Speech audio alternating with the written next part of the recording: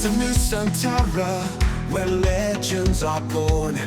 To the roar of the stadium, hearts are sworn. Timnas Indonesia U23 berhasil melaju ke babak final AFF U23 setelah mengalahkan Thailand melalui drama adu penalti. Garuda Muda tampil mendominasi dengan 71% penguasaan bola. Meski Thailand unggul lebih dulu melalui sontekan Burapa pada menit ke-60, tapi mentalitas Garuda Muda tak pernah menyerah.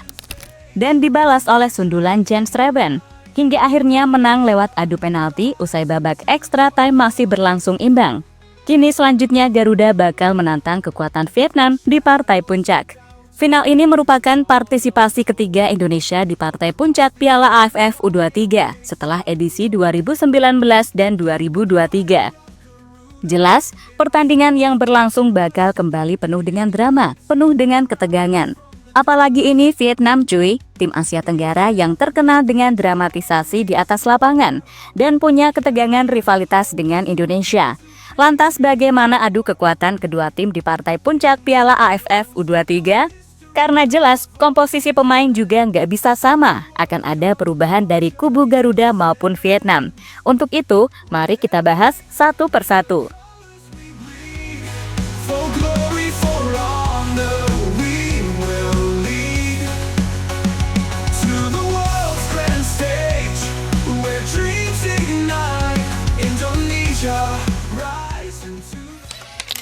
Final Indonesia versus Vietnam, pemain kunci comeback, pelatih lawan baru kenali Vandenberg. Untuk mengetahui kekuatan lawan, kita akan lebih dulu mengulik perjalanan Vietnam U23 hingga akhirnya bertemu Indonesia di partai puncak. Vietnam tergabung di grup C bersama Laos dan Kamboja, grup yang hanya diisi oleh 3 tim, tapi tetap tidak bisa dianggap enteng. Dalam laga pembuka, Vietnam tampil garang.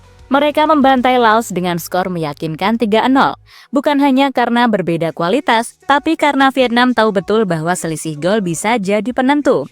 Di laga kedua melawan Kamboja, Vietnam sedikit dibuat kerepotan. Kamboja sempat menyamakan kedudukan di babak kedua, namun mentalitas Golden Star terbukti masih terjaga.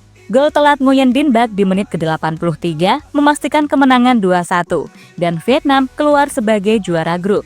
Di semifinal, lawan mereka adalah Filipina, tim yang nyaris jadi penjagal Indonesia di babak grup. Vietnam sempat tertinggal lewat gol Javier Mariona, namun mampu membalikan keadaan lewat gol dari Nguyen Din Bach dan Nguyen Xuan Bach. Skor akhir 2-1 dan Vietnam kembali lolos ke final untuk ketiga kalinya secara beruntun. Tapi lini pertahanan mereka masih sedikit berlubang.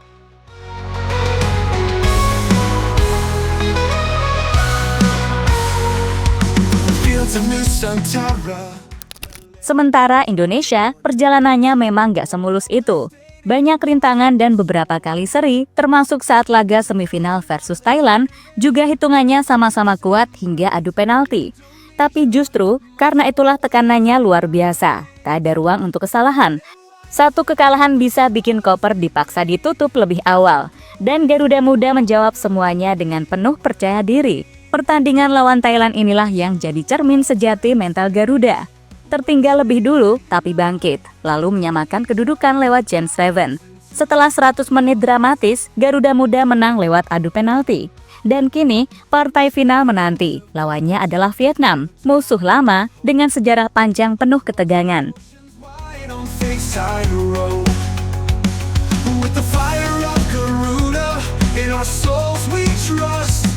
In unity we rise from the dust.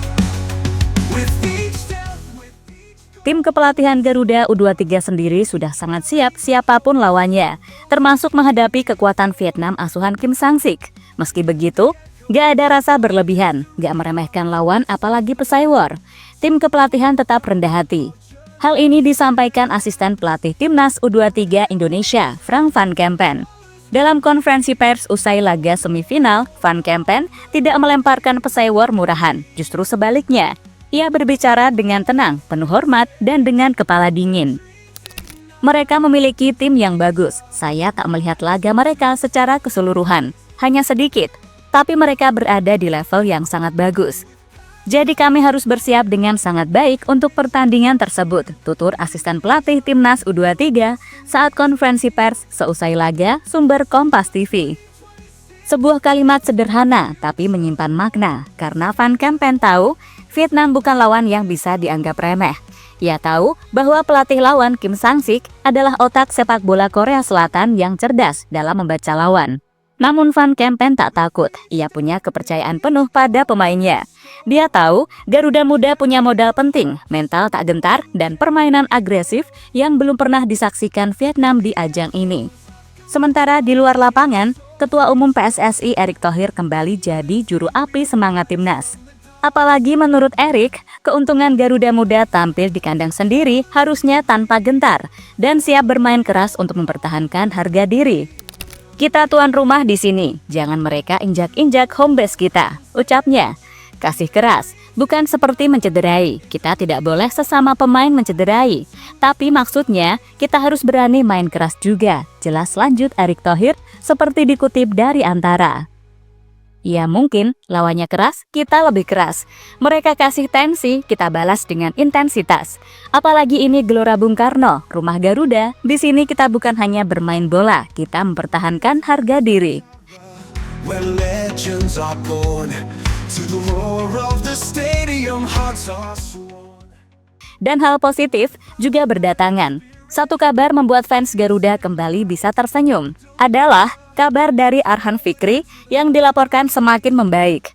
Gelandang Arema FC ini memang absen di 2 laga terakhir, tapi sudah duduk di bangku cadangan saat melawan Thailand. Ini sinyal positif. Tak hanya Arhan, Tony Firmansyah pun dalam pengawasan intens tim medis. Jika keduanya pulih, maka kekuatan lini tengah Garuda akan jauh lebih stabil. Kombinasi Arhan dan Tony bisa kembali menjadi mesin utama pengalir bola. Tapi kami masih punya waktu 3 hari menuju final. Saya berharap salah satu dari mereka bisa kembali bermain. Saya harap Fikri bisa tampil. Untuk Tony, sepertinya belum bisa.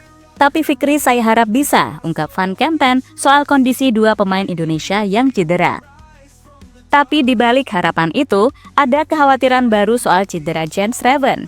Striker jangkung yang mencetak gol penting ke gawang Thailand itu mengalami masalah. Manajer tim Ahmad Zaki Iskandar menyebut Reven masih akan diobservasi, tapi fans berharap dan berdoa agar striker muda itu bisa tampil di partai final.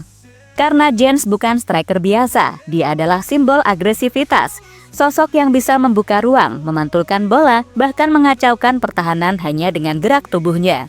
Jika Reven absen, maka taji Garuda bisa tumpul, tapi jika dia fit, maka mimpi buruk menanti di lini belakang Vietnam.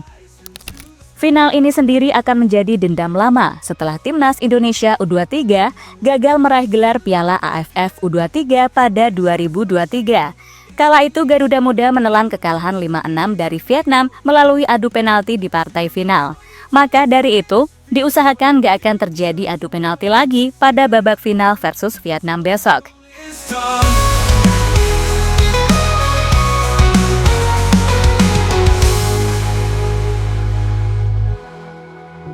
With each step, with each Sementara itu, pelatih Vietnam Kim Sang-sik mengakui mulai mengamati cara bermain Indonesia. Uniknya, Kim Sang-sik mengaku belum mengetahui secara detail kelebihan dan kelemahan Timnas Indonesia U23 di bawah asuhan Gerard Vandenberg dan akan mempelajari lebih dalam mengenai cara permainan Garuda Muda.